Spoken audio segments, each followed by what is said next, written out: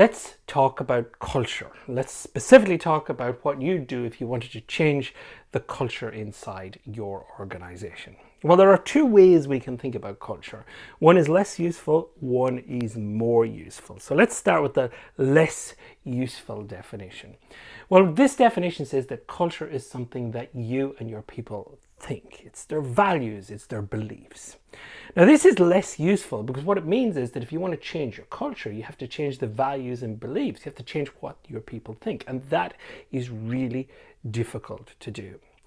Now, the second way we can think about culture, which is a much more useful definition of culture, and it's favored by people like Andrew Hopkins, is that culture is not something that you think, culture is something that you do.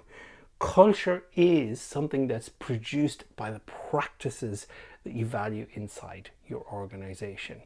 In other words, culture is something that emerges from your practices.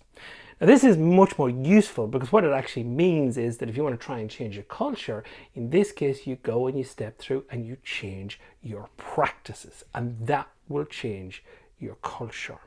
And I think it's really important, you might go out to change your people's beliefs, but you're not going to get a lot of traction with that if you don't also change your practices at the same time, or else it's just business as usual and you'll have the same culture as you once had.